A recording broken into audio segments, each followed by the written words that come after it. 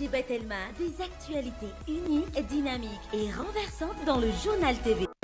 Rejoignez les universités membres de Get Compagnie Internationale, spécialisées en haute technologie et entrepreneuriat. Université Immédiat, USTIO et Aeline Nissan vous présentent.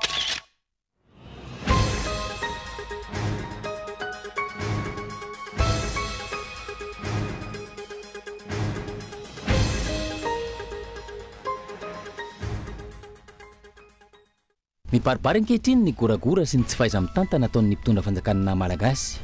Mila vokatra azo tsapahitanana izahay, hoy ny eo anivon'ny FMI, ahafahana mamoaka ny ampahambola manaraka na tsy. Ny FMI izay nametraka fepetra maro, tsy maintsy irosony ny mpitondra fanjakana. Raha ny fanadihadiana natao teny fotony androany, tsy mahavahaolana akory ny fitsinjarana rano amin'ny bonbonne eto Antananarivo renivohitra sy ny manodidina.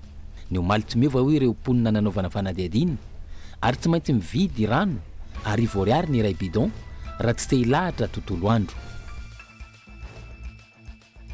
Tsy ampy ny vokatra vokarina na manana velaran-tany malalaka afaka ambolena aza i Madagasikara, ka rary ny rany amin'ny faha-efatra alohan'ny farany amin'ireo firenena miisa 720 no misy antsika raha ny anoanana no resahana.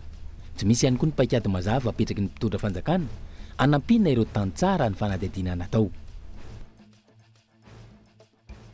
Ankoatra ny fiarovana ny tontolo iainana sy ny zava-manan'aina ao aminy, misy fiantraikany amin'ny fiainan'ny olona ny fahasimban'ireo faritra arovana. Tsy voaresaka matetika ny fiantraikany ara-toekaren'ny ireny faritra arovana ireny eto amintsika, antom-pisian'ny tetikasa betsaka iarahana amin'ireo pahi-toekarena eny anivon'ny Université Antananarivo. Any ivelany, 770 sy 300 andro ny siniady, mbola mitotsy akato ny daroka-baomba ataon'ny tafika israeliana ny bande de Gaza amin'izao fotoana. Nanome antso fanairana ireo mponina ao amin'ny tapany atsemin'ny Beirut hiala lavitra ny tanàna amin'ny alalan'ny daroka-baomba androany ny tafika israeliana. Ny andinindininy avy hatrany ary.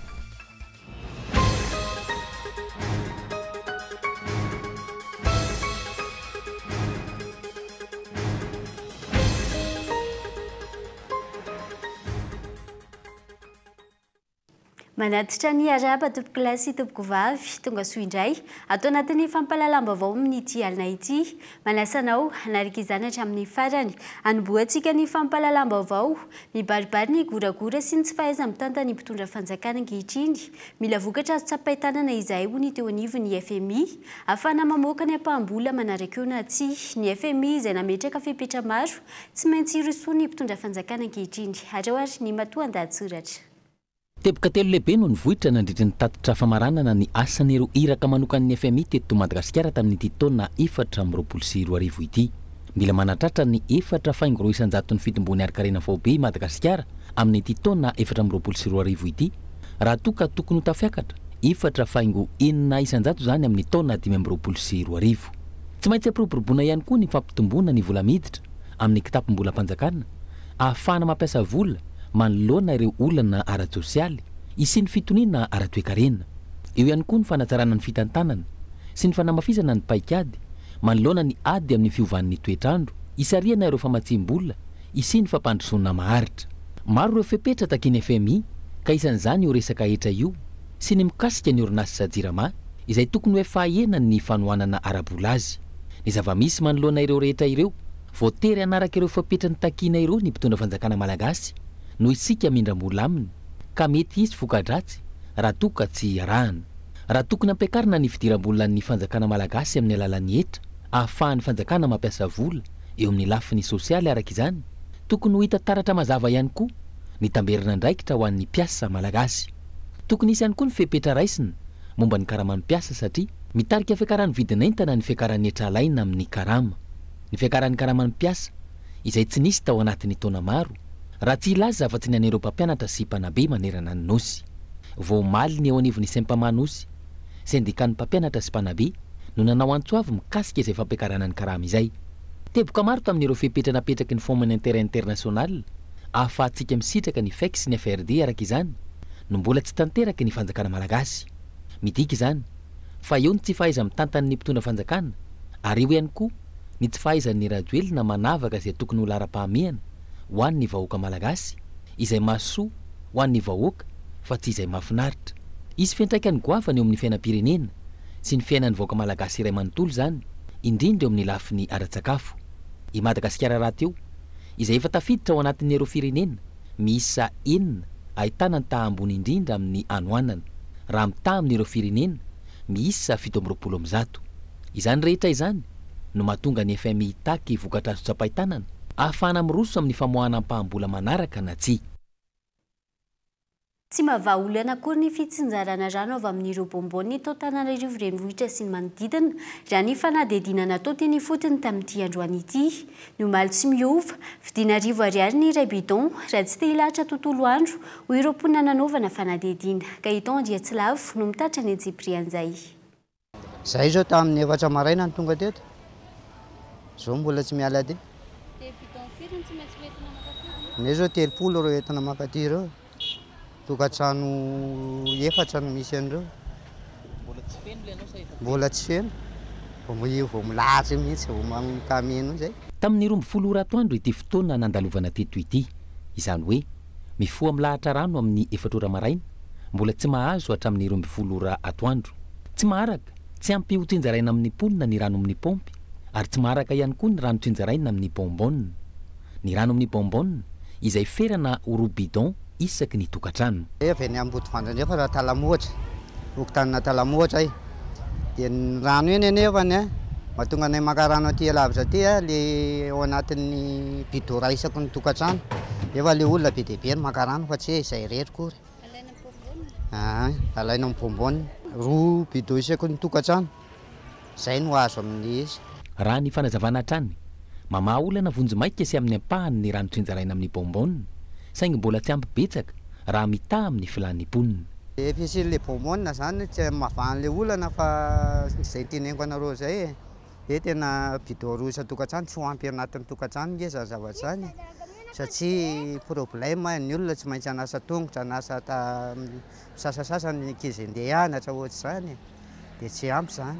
Rehefa nidinay fotony nanantona ny toerana misy bonbonne, efa misy tabilao mamaritra ny anaran'ny fokotany izay sitraka io rano 2 bidon isaky ny tokantrano io. Androany anjaran'ny fokotany antalamohitra no mahazo ny rano, saingy filaharana no hita. Ny maraina hatramin'ny 12 ora sasany nandalovana teny an-toerana, tsy tonga ny camion mpanatitra rano, tsy misy rano ilay bonbonne. Hoe tonga ny rano dia mba nandahatra bidon, hoe amvaly no tonga ny rano dia ndano mandahatra bidon, dia nefa ny hatramin'izao ny rano mbola tsy tonga dia mbola miandry ihany aloha hatramin'izao. Dia miandry lany fotoana mihitsy dia reo zao bidon ny olona betsaka be reo dia lasa mody aby ny olona zao fa zay zao mba mipetrapetraka ety mijerijery ny fa sendra misy maka ny bidon. Tsy manatsafidy, tsy maintsy miandry ny hatongavan'ny camion hoy ity renim-pianakaviana ity.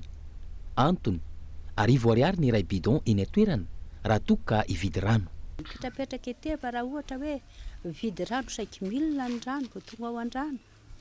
Ie, maka ny an-tava-drano ny olona zany any ambany alavitra any dia raha mampaka olona dia 5 000, fa raha mba ohatra maka any zany dia mba azona efa-jato ny iray bidon, fa raha olona no ampangalana dia tonga ao an-drano dia 5 000. Nefa ny rano tsy maintsy ilaina. Fijaliana tahaka izany no iainan'ny ponina isan'andro, na misy bonbonne na tsy misy. Tsy maintsy manenjika maka rano eny Amboaroy avokoa ireo fokotany rehetra manodidina izay misy hatrany amin'ny 10 kilometatra.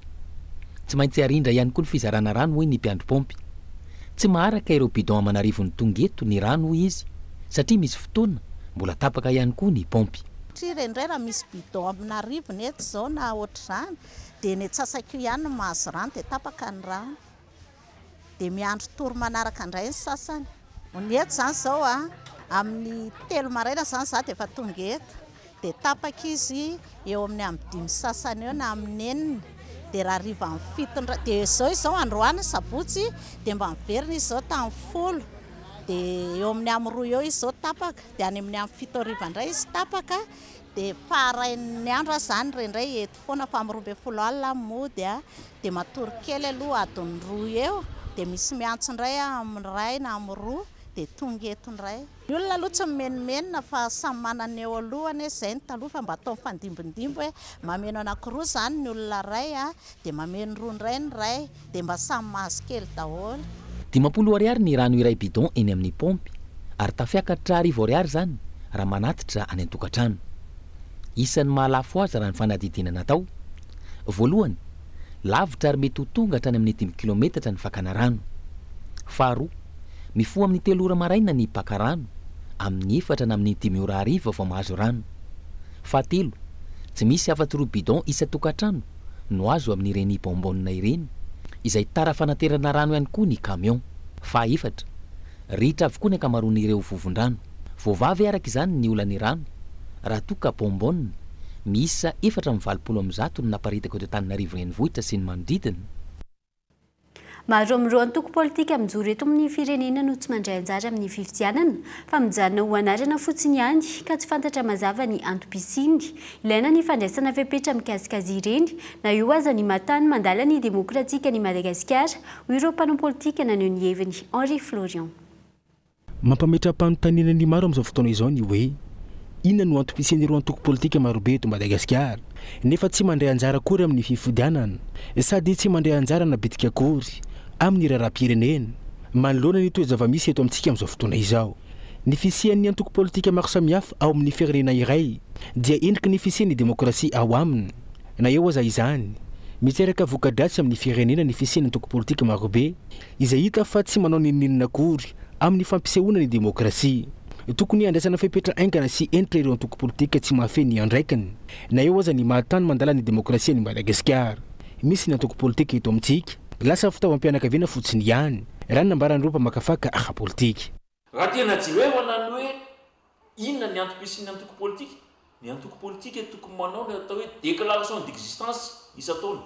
Tokony manao ny rapport d'activité. Inona ny activité ataon'ny mpanao politika? Ny antoko politika eto amintsika. Mampametra-panontaniana tsy misy loka ny hitatra eto. Fa rehefa ao anatin'ny fotoam-pifidianana vao fantatra hoe ay ve antoko politika izao, ay ve misy an'izao, ay ve misy an'izao ary ny zava-doza. Ny antoko politika eto amintsika dia fananan'olo tokana. Tsy ilay mpikambana ao anatin'ilay antoko politika no atao hoe manapa-kevitra fa ilay olona mpanorina foana no sady tompon'ilay antoko, mampiasa vola ao anatin'ilay antoko, manao izay tiany atao ao anatin'ilay antoko. Dia hitantsika tsara angamba ny zavatra misy ankehitriny namana Florian. Ny hoe filoham-pirenena ny rainy atao be ny tanàna ny vatiny, dia io koa mbola atao be ny tanàna ny zanany, ohatray koa ny ary amin'ny an-daniny. Filoham-pirenena ny rainy, ny zanany manao fifanaraha-mpiarah-miasa amina orinasa vahiny any ivelany any. Zany hoe lasa fiaina tokantrano.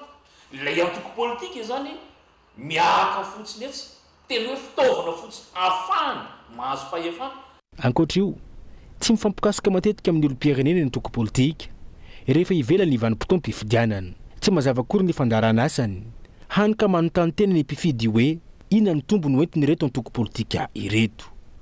Tokony apetraka mazava ny lalàna momba ny antoko politika, na eo aza ny fahalalahana amin'ny fananganana antoko politika raha ny fanazavana trany. Zay mantsy ny zavatra manahirana antsika ny hoe iza ny tokony hanao inona eto amin'ny firenentsika. Ary zava-doza be izy io satria raha miresaka an'izany ministerin'ny ati-tany zany nge isika tsy tokony hisy akory zany atao hoe CNI zany. Satria ministerin'ny ati-tany daholo nge no misahana ny ara-politika rehetra. Misahana hatrany amin'ny fokotany ny ministerin'ny intérieur no mpiana zany asia fokotany zany.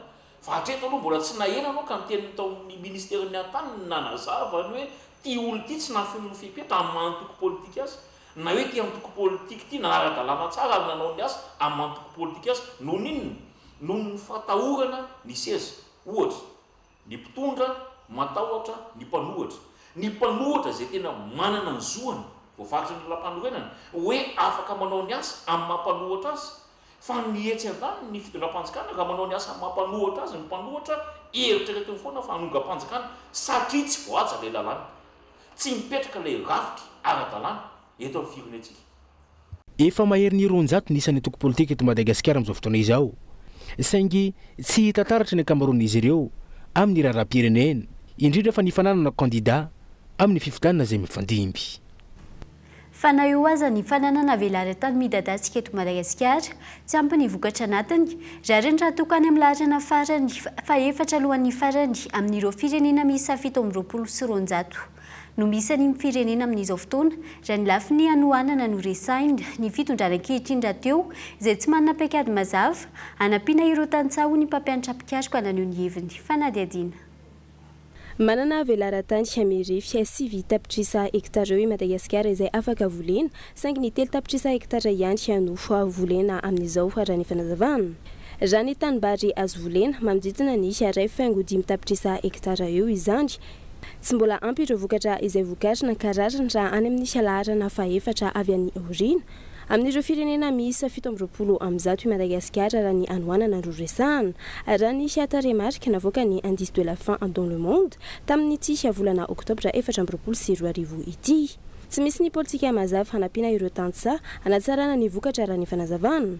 Tsy maintsy misy ny hiakatsy izay atao ampitomboana ny vokatra vao ahenika ireo malagasy rehetra.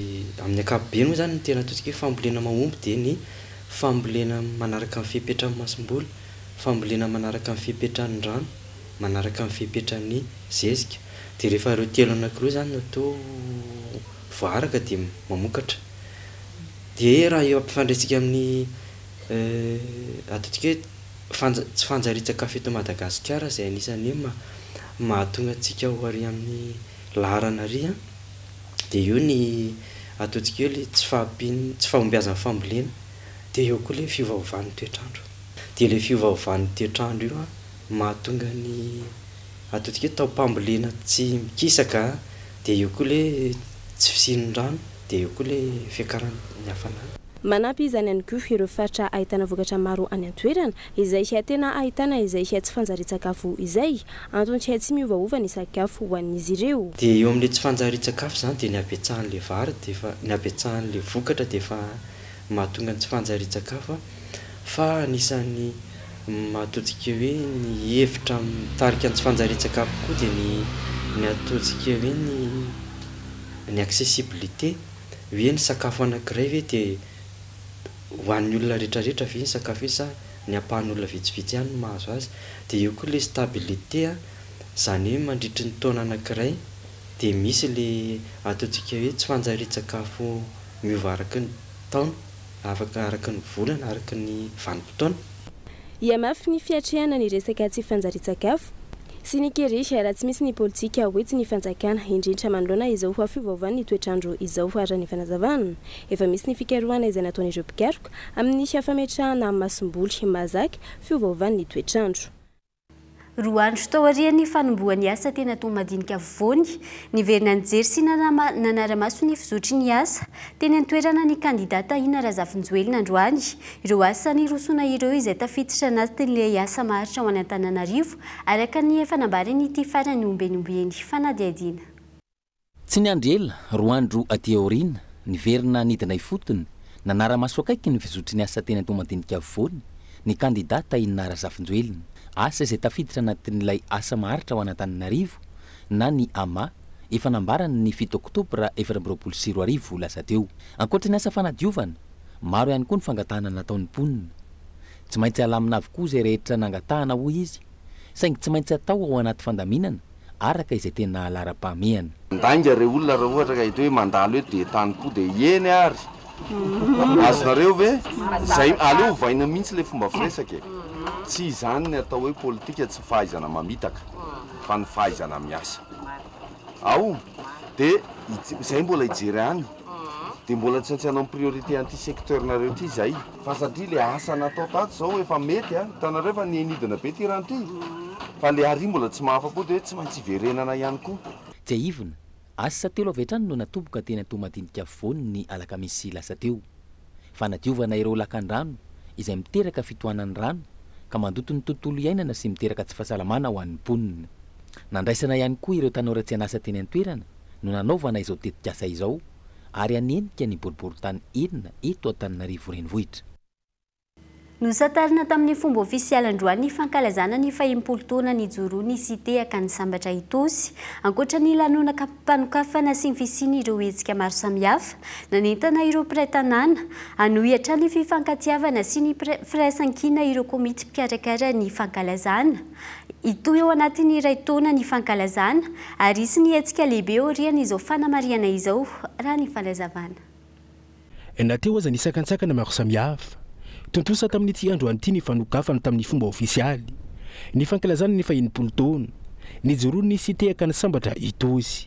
nosantarana tamin'ny alalan'ny fotoam-pivavahana ny fotoanandroany maraina ary notoizana tamin'ny kabary ny fandebiasana sy ny fitsidiana ireo trano eva ary naraha ny podium lehibe niarana tamin'ireo mpanakanto maro samihafa ankoatra io notokanana tamin'ny fomba ofisialy ihany koa ny sangam-bato fahatsiarovana izao fankalazana ny fahinimpolo taona ny joroany ny cité izao notronin'ireo olo manakaja maro samihafa sy ny mponina ao an-toerana ya ny fahinimpolo taonan'ny cité akansambatra itosy moa zany dia nitanjona voalohany aloha akoatra ny fanaovana fety zao hitantsika zao dia ny fampandrosoana ny tanàna zany hoe misy ny komite natsangana izay fanampy amin'ny fitondram-panjakana sy ireo sehatra maro samihafa misy ety amin'ny cité sy ny manodidina ary ezaka izahay tanora hitanareo ampahany fotsiny ihany ireo ezaka izahay hitady izay fiara-miasa rehetra sy ny ezaka rehetra ho atao ho fampandrosoana ny cité akansambatra itosy maro ny programma izay miandry atsika toy ny izay afantarany maro ety amin'ny cité moa dia niretsaka sport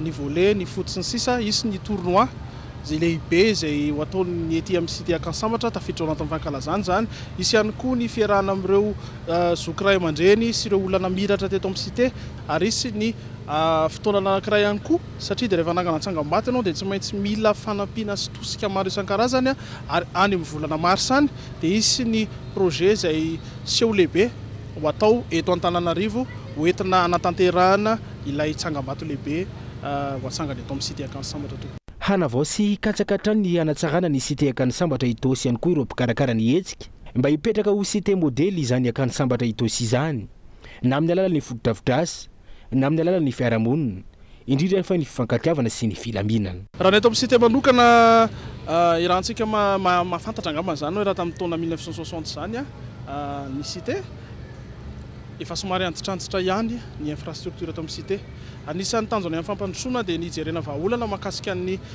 kalitaon'ny rano eto amin'ny cité ny fotodrafitrasa reny goudron zay efa misy lavaka kely reny efa miezaka manao zay vitany ihany ny commune ao anatin'izany fa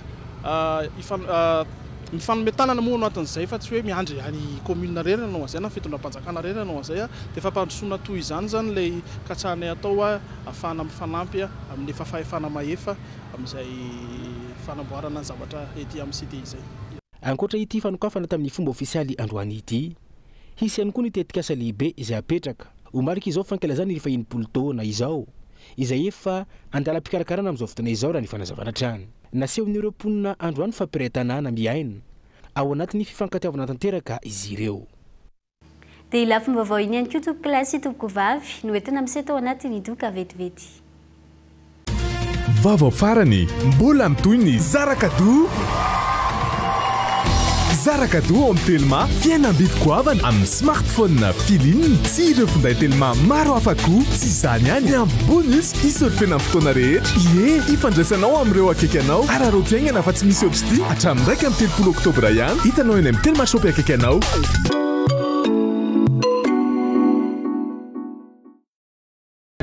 Rejoignez les universités membres de Get Compagnie Internationale, spécialisées en haute technologie et entrepreneuriat. Université Immédiat, USTIO et Aeline Nissan.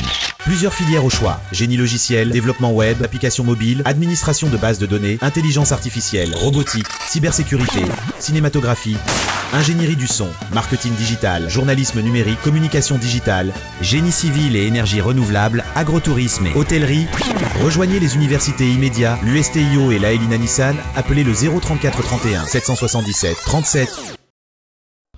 Sarbidiny fotoana ka na ny segondra ray azy manandanja aza velo resiny rotoroto ireo fotoana mamy manokana fotoana ho anao sy ireo olona akaiky mifonao ho any nofonofinao sy ny tetikasanao miaraka amin'ny indrana 643 ao amin'ny PAMF miamora kokoa ny fiainana aza miasa saina fa ho karakaranay ianao antso ray dia tonga manantona anao izahay iara-dalana isika miteti-kasanao ho vita indrana 643 manantona anao ny fampindramam-bola mamerina ny araba tompoko lasy tompoko vavy tonga soa indray atao anatin'ny tapany faharoa sady farany fampahalalam-baovao mbola manasana ao hatrany anaraka izany hatramin'ny farany anomboantsika ny fampahalalam-baovao isan'olana goavana mahatonga ny tsy fananana asa eto Madagasikara ny tsy fananana ny mpitondra fanjakana viana ankoatra izay mila tohana sy fanampiana ihany koa ny fitantanana ireo tanora eto Madagasikara ka itony Andriatsilavo no mitatitra resiprian'izay raha ny atotanisa voaray mitombo hatrany tsy fananana asa eto Madagasikara indrindra ho an'ireo tanora 520 hatramin'ny 30 taona izay tafiakatra tany amin'ny 700 no tsy anasa. Isan'ny olana goavana mahatonga izany ny tsy fananan'ny mpitondra fanjakana viana. Viana zavatra ilaina. Raha mpitondra fanjakana ka tsy manana viana dia tsy mahavita n'inona. Inona moa ilay viana? Amin'ny teny frantsay tary vision. Manana vision. Zany olona ilay teto amin'ity firenena ity. Izay nitondra teto amin'ny firenena dia tsy manana vision. Ka raha le teo dira mariky navara teo na teo 75 napetrany azy zao le olona efa amin'ny amaprisany tsy voky le rano amin'ny 75 tsony satria tsy mipetraka le viana. Ilaina ary zava-dehibe ny fananana viana amin'ny sehatra rehetra, indrindra ny sehatry ny asa ho an'ireo tanora.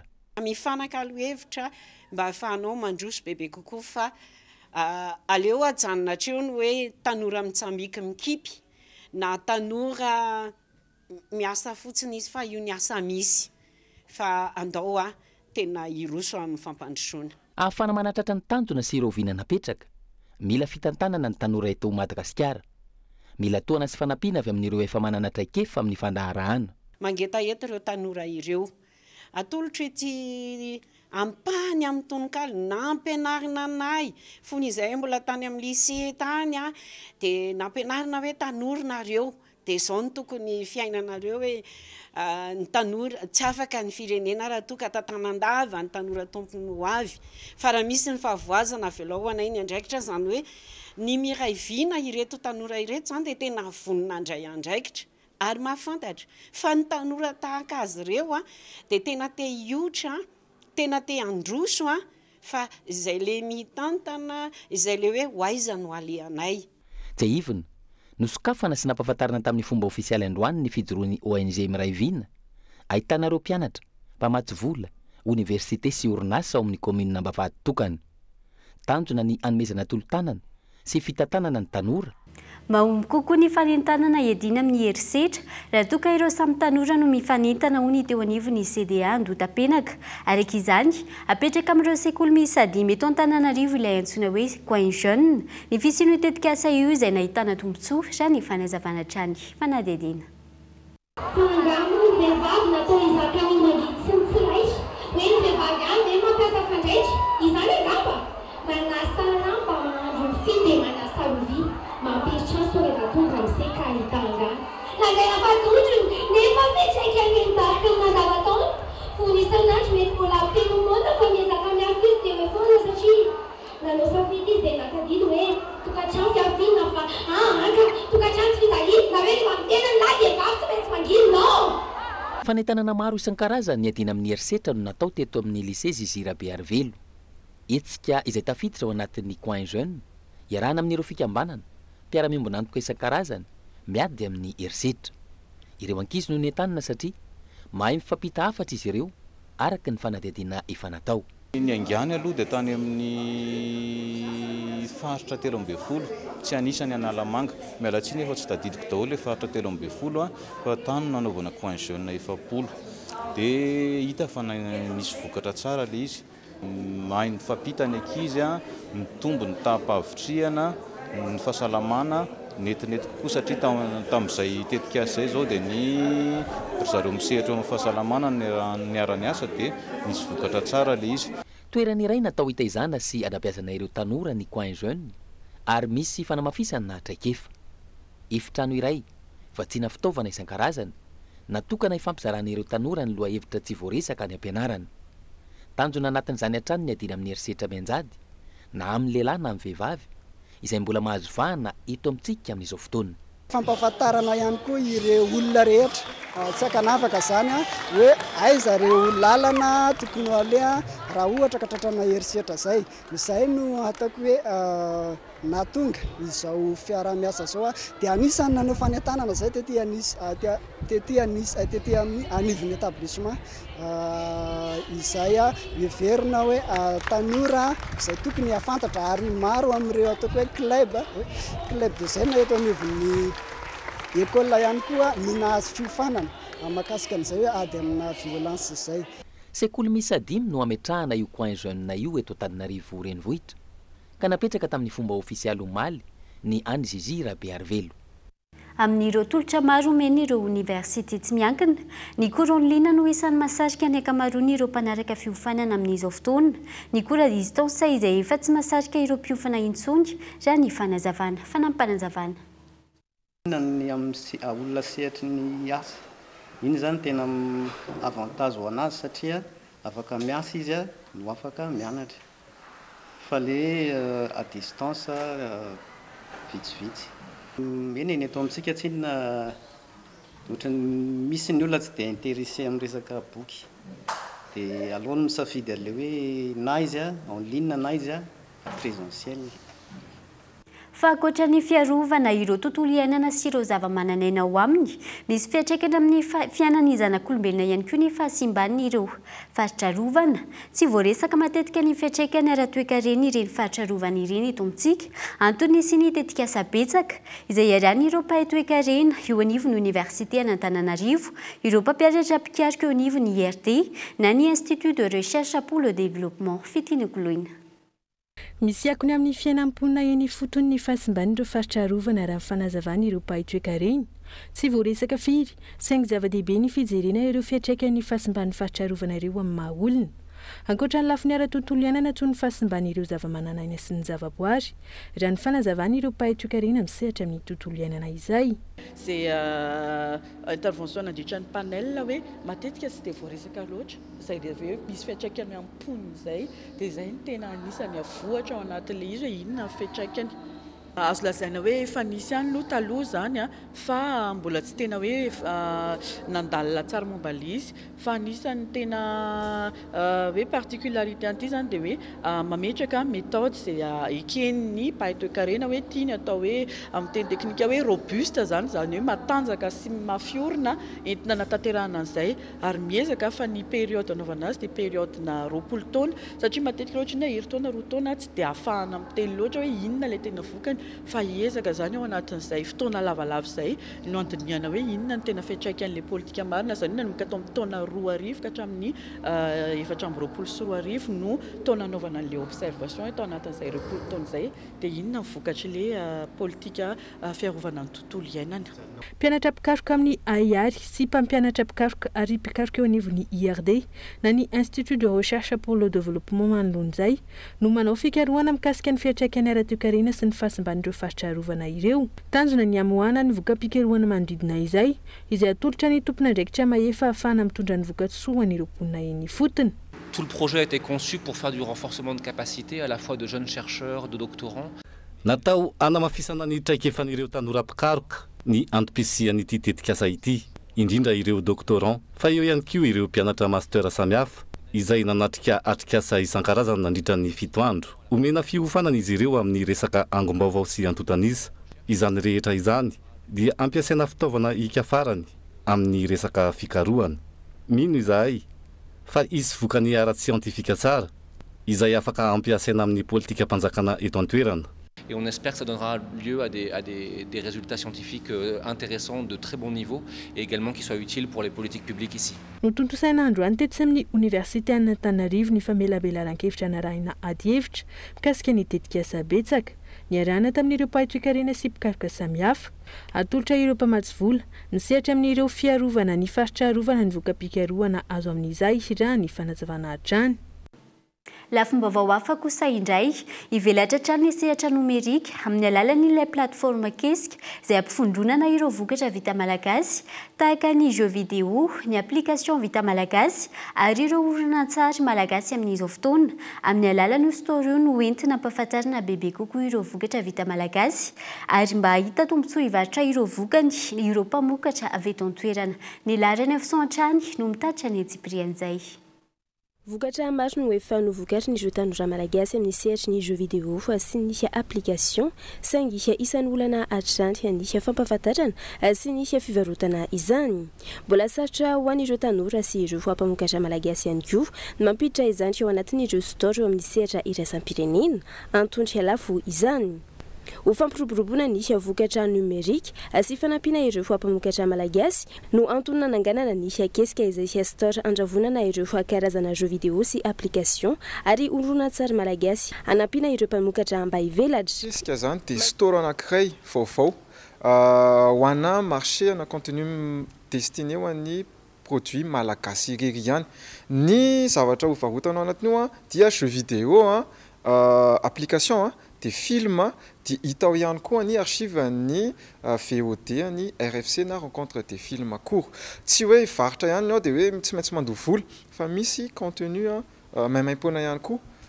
Fa ny tena nanamboarana ny kesika story io dia voalohany indrindra fanampiana ireo mpamokatra gasy satria hatramin'izay eto Madagasikara zany mpamokatra gasy dia tsy afaka mivarotra jeu vidéo na contenu numérique any gasy fa tsy listé akory ao anatin'ireny ina moa izy ity store international reny sady lafo ny manatsofoka ny vokatra ao anatin'ireny zany fa ikesika store kosa dia fanampiana mpamokatra malagasy izy io mba hampiroboroba ny vokatra vita eto an-toerana zany eto Madagasikara. Manodidina ny 10 eo ireo jeux vidéo sy application hita ao ary manodidina ny 200 ihany koa ireo karazana horonan-tsary malagasy. Ho an'ireo vokatra izay hojifaina amin'ny alalan'ny mobile money no andoavana izandra ny fanazavana. Azo tombotsoa ireo mpamokatra raha ny fanazavana fa isy ihany koa ny fiarovana ireo vokatra izay vokarina. Izay zany dia miara-miasa tanteraka aloha amin'ireo mpamokatra. Dia ny protection zareo aloha amin'ny resaka famokarana film efa manana an'izay protection zay zareo angamba ny tsirairay fa izay koa amin'ny store anay dia tsy maintsy mametraka izay système de protection mba ahafahanay zany miaro ireo vokatra ireo au niveau ny store anay dia tsara ny mampafantatra antsika fa ny système de protection misy rehetra ny ivelany dia hitantsika ihany koa ao anatin'io store misy ao amin'ny antsika ao anatin'izany rehefa ohatra hoe mampiasa zany ianao le izy dia mijery film ohatra dia tsy afaka téléchargena le film fa mijery ianao dia tsy afaka manao enregistrement sy capture mihitsy zany dia ny jeu rehetra rehefa mampiasa anazy ianao amin'ny voalohany dia misy connexion le identifiant sy mot de passe ohatran'ny manana compte ianao zany vao afaka mampiasa an'izy iny. Ny asabotsy fa 4 oktobra izao no ivoaka amin'ny fomba ofisialy ny akesika raha ny fanazavana ary misokatra ho an'ny olona rehetra izany. Eo amin'ny maresaka iraisam-pirenena kosa indray 777 andro ny siniady mbola mitotsi ankiato ny daroka bomba ataony tafika israeliana ny bande de Gaza amin'izao fotoana na ny miantso fanairana ireo mponina ao amin'ny tapany atsimon'ny Beirut hiala lavitra ny tanàna tamin'ny alalan'ny daroka bomba androany tafika israeliana. Vokany olona manodidina ny 370 teo no fantatra fanamon'ny ainy nandritra izany. Dia iny maresaka iraisam-pirenena iny ihany koa tompoko lahy sy tompoko vavy no manakatona ny fampalalam-baovao an'ity alina ity ankasitrana fenonao tany an-tokantrano tany nanaraka izany hatramin'ny farany feloma mandrapitafa ho amin'ny manaraka indray.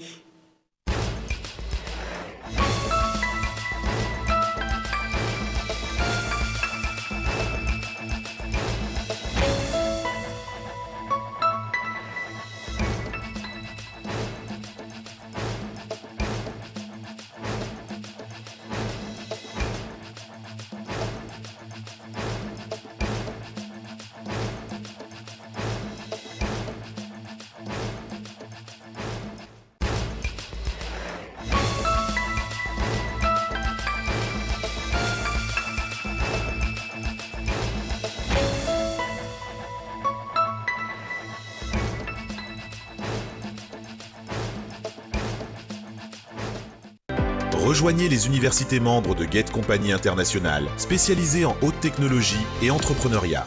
Université Immédiat, USTIO et Aeline Anissan vous a présenté. 5G Batelma, des actualités uniques, dynamiques et renversantes dans le journal TV.